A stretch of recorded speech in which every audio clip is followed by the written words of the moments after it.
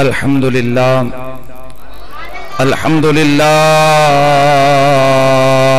رب العالمین والصلاة والسلام علی سید الانبیاء والمرسلین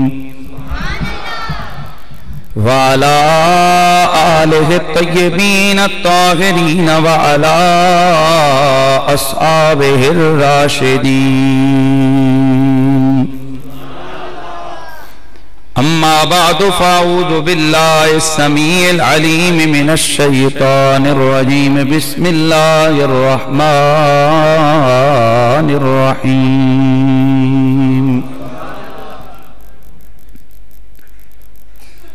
هل يستوي الذين يعلمون والذين لا يعلمون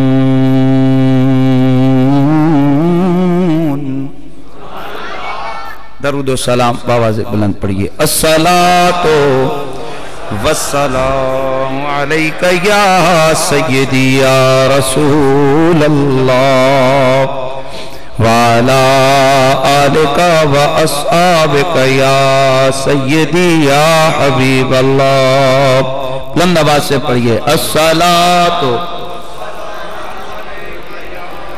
والسلام عليك يا سيدي يا رسول الله وعلى آلك وأصحابك يا سيدي يا حبيب الله بعد از حمد و صلات لائق تعظیم و تکریم جمیع حاضرین و سامعین السلام علیکم ورحمۃ اللہ وبرکاتہ۔ ماہ سفر المظفر اسلامی سال کا دوسرا مہینہ، اس ماہ مکرم کے حوالے سے جہاں اس کی اور فضیلتیں ہیں وہیں پر قدرتی طور پر اس ماہ میں اولیاء اعظام رحمہم اللہ کے بے شمار اعراس کی تاریخیں ہیں، یعنی بہت سارے اللہ کے ولیوں کے عرس اس مہینے میں آتے ہیں۔ داتا سرکار حضرت خواجہ قبلہ پیر مہر علی گولڑوی، حضور اعلی حضرت محدث کبیر امام اہل سنت امام احمد رضا فاضل بریلوی علیہ رحمہ، دیگر بہت سارے اولیاء اعظام کے عرس اس ماہ مکرم میں ہیں،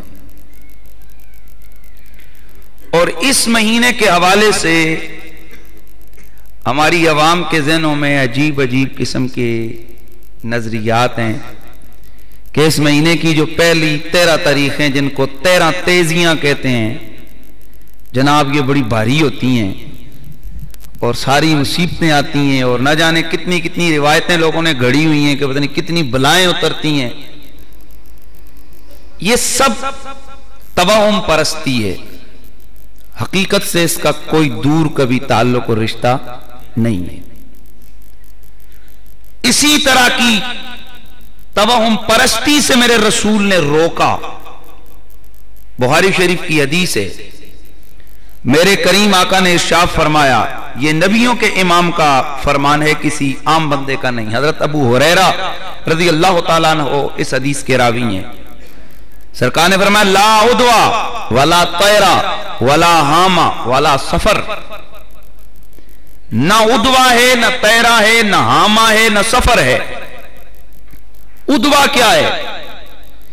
کہا یہ جو تمہارا عقیدہ اور نظریہ ہے کہ کسی سے بیماری ہمیں لگ جائے گی، یہ غلط۔ بیماری لگانے والا اللہ ہے۔ چلو تمہیں تو بیماری لگی اس سے، وہ جو پہلے نمبر پہ جس کو لگی اس سے کہاں سے لگی؟ ہاں یہ غلط ہے۔ ایز اے مسلم ہمیں ان چیزوں کی طرف دھیان نہیں دینا چاہیے، جو ہوتا ہے وہ تقدیر الہیہ سے ہوتا ہے۔ یہ رسول کا فرمان ہے لا عدوہ، کوئی عدوہ نہیں ہے کہ کسی سے کسی کو بیماری لگ جائے۔ یہ تم لوگوں کے ڈھنچر بنے ہوئے ہیں. لا تیرا، کوئی بدحالی نہیں ہے کہ جب سے میں نے انگوٹھی پہنی ہے تب سے کاروبار ٹھیک ہو گئے، اور جب سے انگوٹھی پہنی ہے تب سے کاروبار خراب ہو گئے، جب سے میں اس مکان میں آیا ہوں میرا نقصان شروع ہو گئے، جب سے میں نے یہ کپڑے پہنے میرا رولا شروع ہو گئے، جب سے گاڑی لی ہے تب سے جناب میرے سارا سرمایہ ضائع. غلط، یہ غلط عقیدہ ہے. لا تیرا، اسلام نے کوئی بدفالی نہیں ہے. جو ہوتا ہے وہ اللہ کی رضا اور مرضی سے ہوتا ہے. ولا ہاما، اور ہاما بھی نہیں ہے. ہاما کیا تھا؟ سابقہ زمانے میں لوگوں کا یہ عقیدہ تھا کہ جب بندہ مر جاتے تو اس کے روح اس کی قبر سے نکل کر الو کی صورت میں آتی ہے، اور یہ الو جس کے گھر کے سامنے بیٹھ جائے بس وہ سارے مر گئے. اور کیا یہی ہمارا آج کا نظریہ نہیں ہے کہ الو جس گھر میں آ گیا بس بس بس آپ تیرے لیے خراب، کالی بلی رستہ کاٹ گئی رولا. ولا ہاما، یہ ہاما کوئی شے نہیں ہے. ولا سفر، اور سفر بھی کوئی شے نہیں ہے. سفر کے متعلق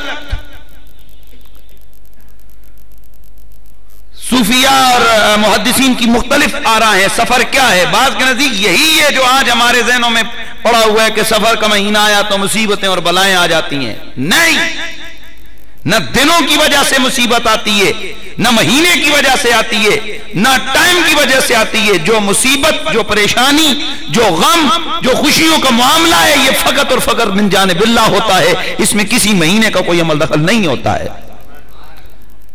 لہٰذا یہ اپنے اندر سے یہ چیز کو دور کیجئے. یہ کوئی تیرہ تیزیاں شیزیاں کوئی شے نہیں ہے.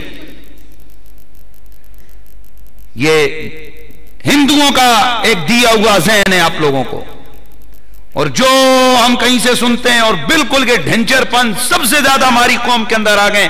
نہ جانے یہ کب نکلیں گے اور ہماری جان چھوٹے گی.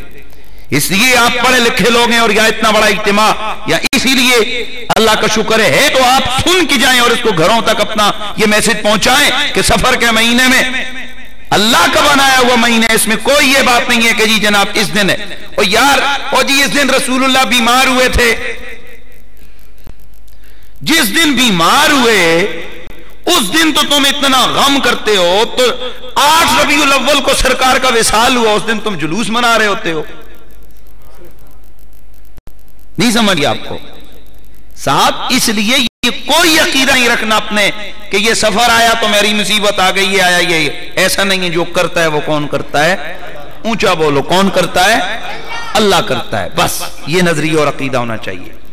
بات کر رہا تھا مائے سفر میں آراء سے بزرگان دین کی، اللہ والوں کا ذکر اور ان کے تذکار جمیلہ کا بیان کرنا اور سننا کرنا، یہ رب کا طریقہ اور رب کی سنت ہے. اور خود میرے رسول نے اپنے صحابہ کے سامنے سابقہ امتوں کے اولیاء کے تذکرے کیے. قرآن مجید کے اندر جگہ جگہ پر کئی آیتیں اور کئی سورتوں میں اللہ کے ولیوں کا ذکر ہے. اس حوالے سے اہل اللہ کی محبتوں کا بیان یہ بھی ذکر الہیہ کا حصہ ہوتا ہے. سبحان اللہ کی آواز ہے.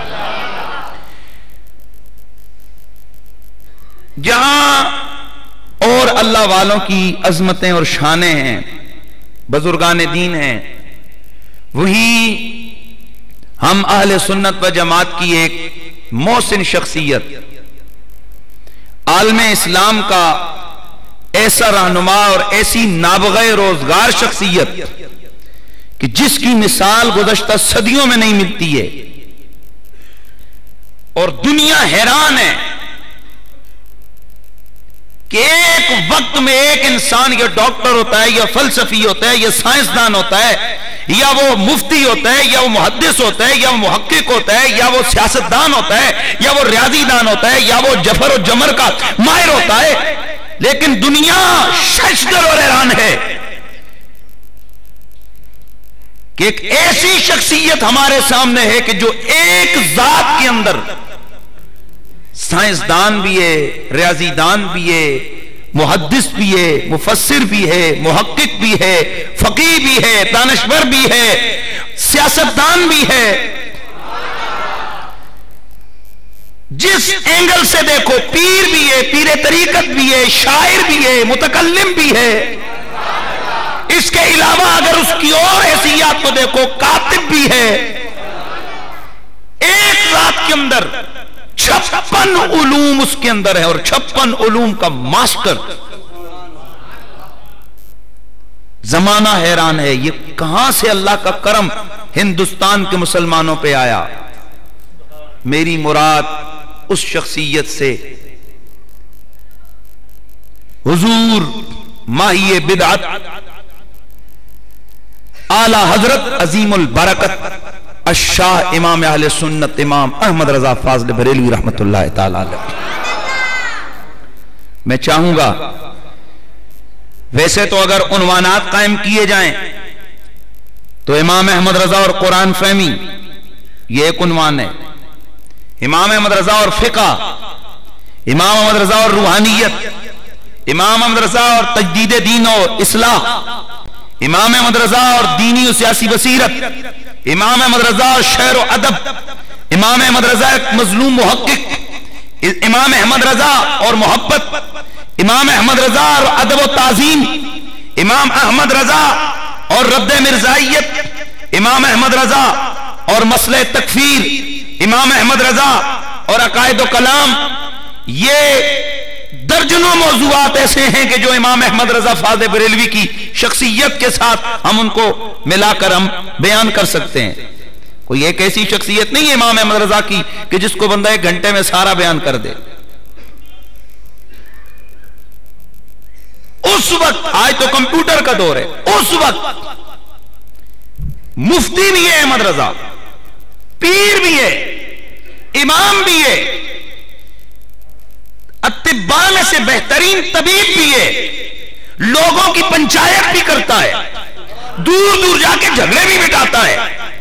اس وقت بے سر و سامانی کے عالم میں انگریز بھی مخالف، ہندو بھی مخالف، توجہ ہے نا، حکومت مخالف، انگریز مخالف، اوپر سے نجدی وہ مخالف، رافضی وہ مخالف، ہندو وہ مخالف، چکڑالوی وہ مخالف، مرزائی وہ مخالف.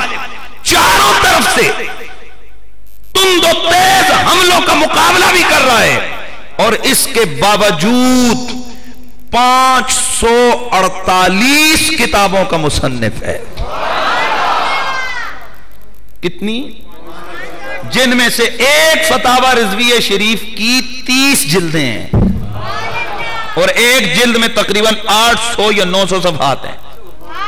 اندازہ لگا لیجئے کہ احمد رضا کون شخص تھے. اگر میں ان کے علوم اور فنون کو دیکھیں تو مولویوں کو جن فنوں کا پتہ ہی نہیں، نام ہی نہیں آتے ہیں، احمد رضا ان فنون میں کتابیں لکھ رہے ہیں. آئیے دیکھیے امام اہل سنت امام احمد رضا کی کیا خدمات ہیں. تفسیر میں 11 کتابیں، عقائد اور کلام 54 کتابیں، حدیث اور اصول حدیث 53 کتابیں، فقہ، اصول فقہ، تجوید 214 کتابیں، تنقیدات 40 کتابیں، تصوف و اخلاقیات پر 19 کتابیں، مناقب، فضائل، تاریخ، سیر 55 کتابیں، جفر، تکسیر، جس کا پتہ ہی نہیں ہے یہ شے کیا ہوتی ہے لوگوں کو. احمد رضا بریلوی نے 11 کتابیں اس میں لکھی ہوئی ہیں. جبر و مقابلہ 4 کتابیں، مثلث، لاگریتھم، یہ جو آپ پڑھتے ہیں 8 کتابیں، نجوم، توقیت، حساب 22 کتابیں، ہیئت، ہندسہ، ریاضی 31 کتابیں، منطق و فلسفہ 6 کتابیں. ان علوم پر کل امام اہل سنت نے 548 کتابیں تصنیف فرمائی. آپ حساب لگا لیں، ایک ہوتا ہے ویسے پڑھ لینا، ایک ہوتا ہے اس کا ماسٹر بن کے اس علوم کو ان علوم کے اوپر تحریر کرنا، لکھنا. حساب لگاؤ کہ احمد رضا کون سی نابغہ روزگار شخصیت ہے. میں چاہیے تو یہ، ویسے تو ہم لوگوں کو افسوس یہ کہ اتنا ہی پتہ ہے کہ احمد رضا بریلوی کے بس ایک نعت ہے جی، سب سے اولا و اعلیٰ ہمارا نبی، اور احمد رضا بریلوی کا سلام ہے مصطفیٰ جان رحمت پہ لاکھوں سلام. اور کچھ لوگوں کو اگر بہت پتا ہوا تو ہاں جی فتاوی رضویہ بھی ان کی کتاب ہے، اور اگر بہت زیادہ کچھ کی 2-4 کو اور پتا چلا ہاں احکام شریعت بھی ان کی کتاب ہے، تھوڑا سا اور اگر کسی کو بہت زیادہ شوق چڑھ گیا تو 2-4-5 کتابوں کے نام یاد آ گئے۔ حالانکہ سنیوں تمہارا وہ امام ہے جس نے 548 کتابیں لکھی، اور ایسی لکھی کہ اقبال جیسا بندہ جب ایک کتاب فتاوی رضویہ کو دیکھتا ہے تو حیران رہ کر سر پہ رکھ کے کہتا ہے اور لگتا ہے دوسرا ابو حنیفہ ہندوستان میں آ گیا۔ اپنے بھی کیا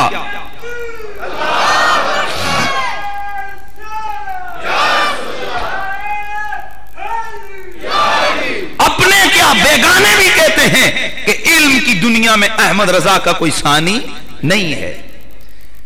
اور ویسے آج لوگوں نے امام اہل سنت امام احمد رضا کی شخصیت کو تکفیر کے حوالے سے ہائی لائٹ کی ہے۔ وہ دیکھو جی احمد رضا نے شیعوں کو کافر کہا، احمد رضا نے بھابیوں کو کافر کہا، احمد رضا نے مرزائیوں کو کافر کہا، احمد رضا نے چکڑالویوں کو کافر کہا، احمد رضا نے نجدیوں کو کافر کہا۔ اس نے تو جناب کفر کی مشین لگائی ہوئی تھی۔ میں نے کہا تجھے معلوم نہیں، ایک ہوتا ہے اپنا، ایک ہوتا ہے بیگانہ۔ بیگانوں کے سامنے کسی کے بارے میں جو بول لو مرضی یہ بولتے رہو، ان کو کوئی اثر نہیں، اور کسی اپنے کے سامنے کسی کا ذکر ہو نا اور اس کے بارے میں تنقیص ہو نا تو وہ بالکل تل ملائے بغیر رہ نہیں سکتا۔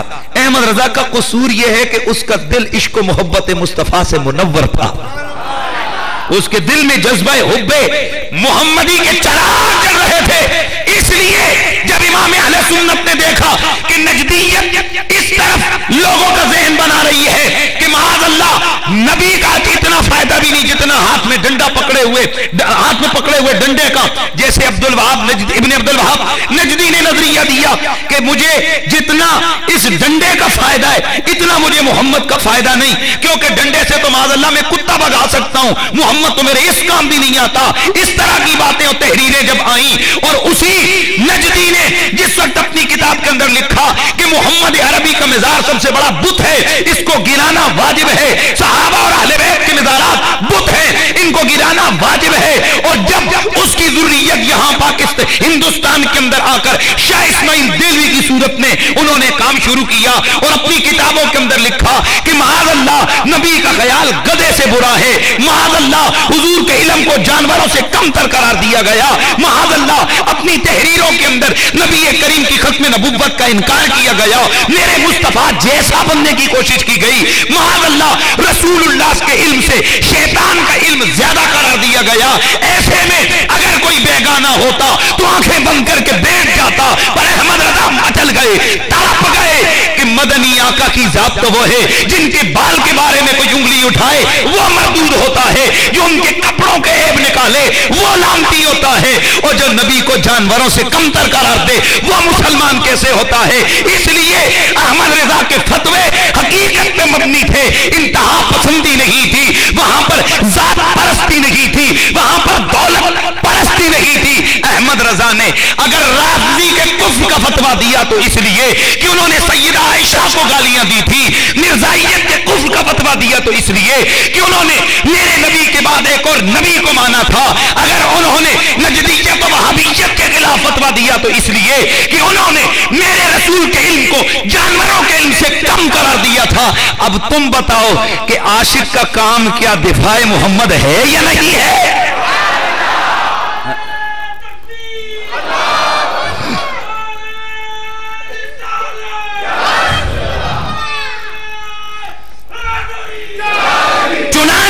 دشمن کو بھی ماننا پڑا۔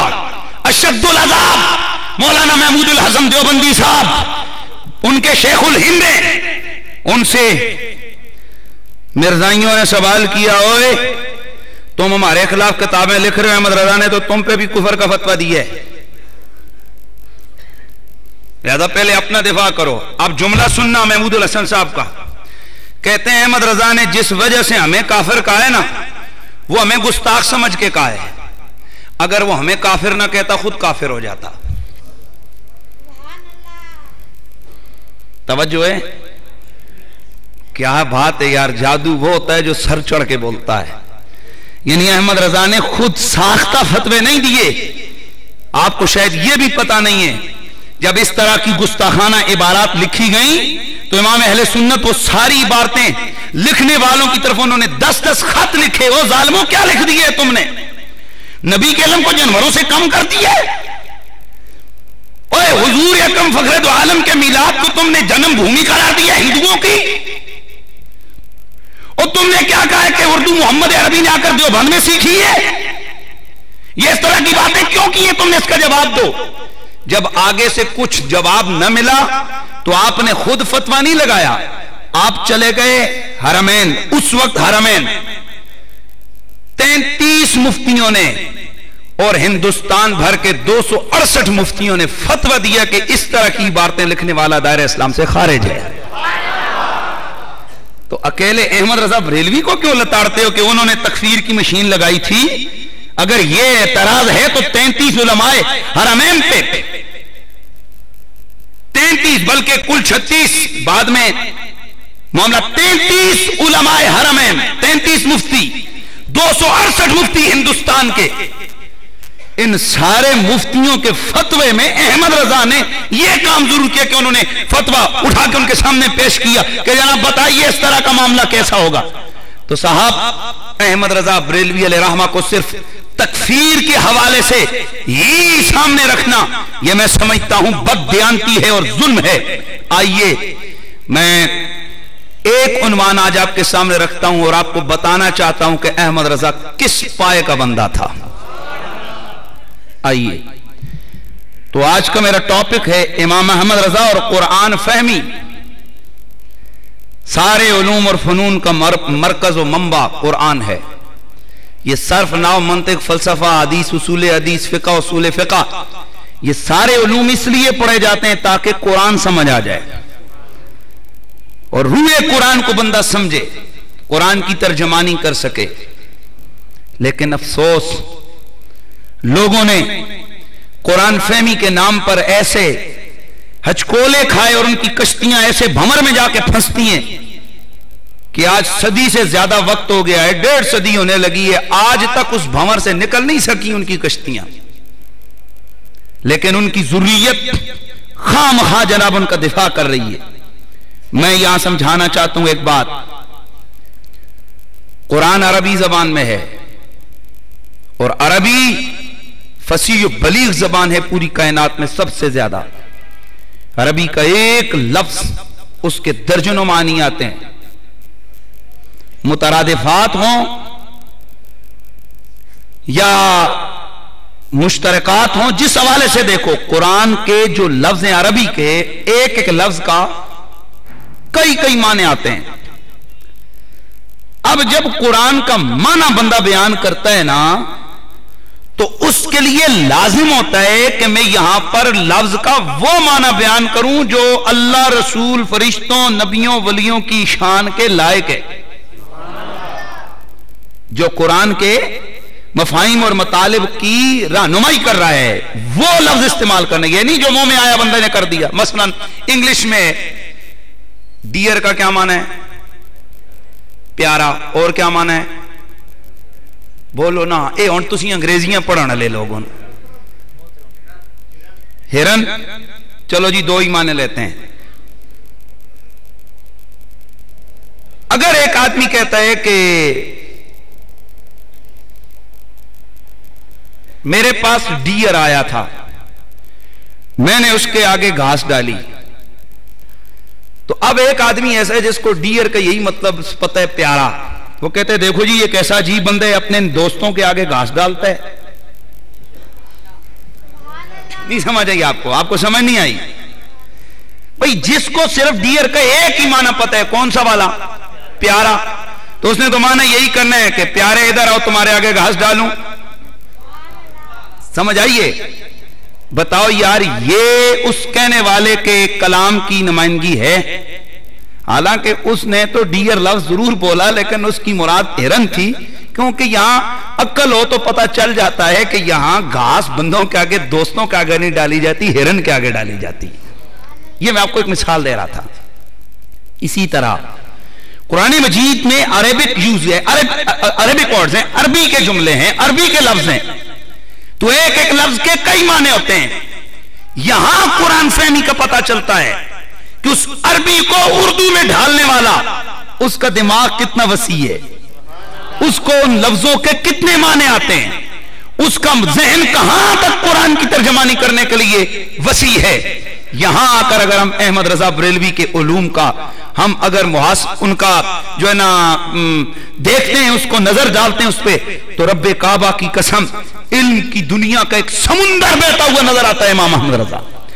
और ये मैंने वैसे दावा नहीं किया, आपके सामने इस दावे पर दलाइल के तौर पर मैं चंद चीजें आपके सामने रख रहा हूं कि अहमद रजा बरेलवी को कुरान कितना आता था।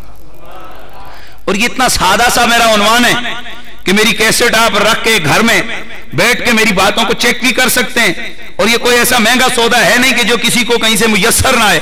आपके घरों में कुरान मजीद के कई तराजम पड़े हुए हैं, और अगर और कोई ना भी हो तो जो सऊदीया से मुफ्त कुरान का तर्जुमा मिलता है, जो बड़े शौक से जनाब हाजी सबान आप लेके आते हैं और खुद भी उसको घर में रखते हैं, बच्चों को भी पढ़ाते हैं, और जनाब आप अपने रिश्तेदारों को भी गिफ्ट पेश करते हैं बड़ा ऊपर कागज चढ़ा के। आओ जरा मैं दिखाता हूं कि ये इतनी सऊदीया की हुकूमत कितनी हमदर्द आ गई हमारी कि 500-500 1,000 रुपए का नुस्खा आते हुए लाखों लोगों को वो मुफ्त में देते हैं। हमारे लोग कहते हैं सऊदीया वाले अगर वो इतने हमारे हमदर्द होते हैं ना तो आते हुए हमारे बच्चों के लिए हमें टाफियां खरीद के देते हैं, हमारे और कोई चीज देते हैं। शायद आपको पता नहीं है कि इसके अंदर हिकमत क्या है। दरअसल वो जो तर्जुमा और तफसीर आते हुए आप लोगों को देते हैं, उसमें माअज़ल्लाह अकायदे अहले सुन्नत की धज्जियां उड़ाई गई हैं। उस तफसीर के अंदर कुरान के मफाहिम और मतालिब का मजाक उड़ाया गया है, नबी अकरम और अल्लाह के नबियों और वलियों की तौहीन की गई है। और मैं दलाइल दूंगा,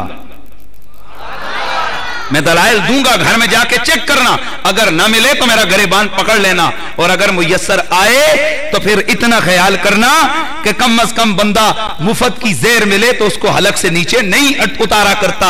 अगर कोई कहे खैर है यार 1000 रुपए की जेर है खा ले, 1000 रुपये आखिर, वो कहेगा 1000 रुपए की जेर है, मेरी जान की कीमत तो लगा, तेरा तुझे 1000 रुपया अच्छा लगता है, मेरी जान का पता नहीं है ये कितनी कीमती है। और अगर जान कीमती है तो एक मोमिन आदमी को जान से ज्यादा अपना ईमान कीमती होता है। वो ये नहीं देखता कि ये मुझे मुफ्त का मिला है, ये कीमत का मिला है, वो तो अपने ईमान की हिफाजत करता है। आइए सबसे पहले हम बिस्मिल्लाहिर्रहमानिर्रहीम की तरफ आते हैं।